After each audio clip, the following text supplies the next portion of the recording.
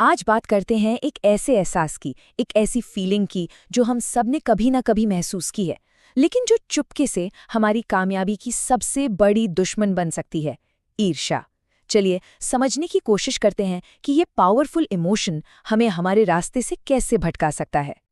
चलिए एक सवाल से शुरू करते हैं, और सवाल थोड़ा चुभ सकता है। क्या कभी ऐसा हुआ है कि किसी और की कामयाबी देखकर मन में एक अजीब सी बेचैनी हुई हो? मैं जानता हूं इस पर सोचना थोड़ा असहज है, लेकिन आज हमारी पूरी बातचीत का सेंटर यही सवाल है। तो सबसे पहले ये समझना जरूरी है कि वो कौन सी नेगेटिव फीलिंग्स हैं जो इस सब की जड़ में हैं। तो आखिर ये ईर्ष्या और द्वेष, मतलब जेलसी एंड मैलिस, है क्या चीज? सीधी सी बात है, ये वो जहरीली भावनाएं हैं जो तब पैदा होती हैं जब किसी और की जीत हमें अपनी हार जैसी लगने लगती है। और इसका सीधा असर क्या होता है? हमारा पूरा फोकस खुद को बेहतर बनाने से हटकर दूसरों पर चला जाता है। और यही यही है सबसे बड़ा पंगा। ये सिर्फ एक बुरी फीलिंग नहीं है, ये एक तरह का भटकाव है, एक ऐसा मोड़ जो हमें अपनी मंजिल से कोसों दूर ले जाता है। अब जब हम भटकते हैं तो सबसे पहले क्या होता है?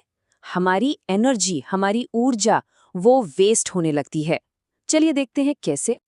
अब यहाँ देखिए, पिक्चर एकदम क्लियर है। दो रास्ते बिल्कुल साफ नजर आ रहे हैं।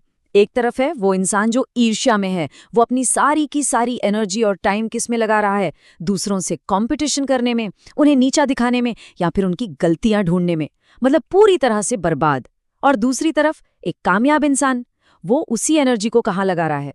खुद पर, कुछ नया सीखने में, खुद को और बेहतर बनाने में। चॉइस बिल्कुल साफ है ना? तो जब एनर्जी गलत जगह लगेगी तो नतीजा क्या होगा? रास्ता सिर्फ एक ही तरफ जाएगा, असफलता की ओर। ये ना एक बहुत ही खतरनाक चेन रिएक्शन की तरह है। सोचिए जरा, जब मन में किसी के लिए जलन होती है तो टीम वर्क, सहयोग, वो तो खत्म ही हो जाता है। और जब सहयोग नहीं होता तो रिश्ते अपने आप कमजोर होने लगते हैं, लोग दूर जाने लगते हैं। फिर आता है अकेलापन, और ये अकेलापन हमारी सोच को और भी नेगेटिव बना देता है। और इस नेगेटिविटी के धुएं में नए मौके, नए अपॉर्चुनिटीज, वो तो दिखनी बंद हो जाती हैं। ये एक ऐसा जाल है जो हमें लगातार नीचे और नीचे खींचता चला जाता है। और अब आते हैं सबसे बड़े नुकसान पर, जो कि है हमारे खुद के विकास में रुकावट। तो देखिए, इस पूरी बातचीत का जो सार है, जो निचोड़ है, वो बस इतना सा है। ईर्ष्या और द्वेष, ये हमारे अपने ग्रोथ के रास्ते के सबसे बड़े स्पीड ब्रेकर्स हैं। ये वो दीवारें हैं जिन्हें कोई और नहीं बनाता, हम खुद जाने अनजाने में अपने ही चारों तरफ खड़ी कर लेते हैं। और ये बात इस कोट में कितनी सही कही गई है। ये कोई एक दिन में होने वाली चीज नहीं है।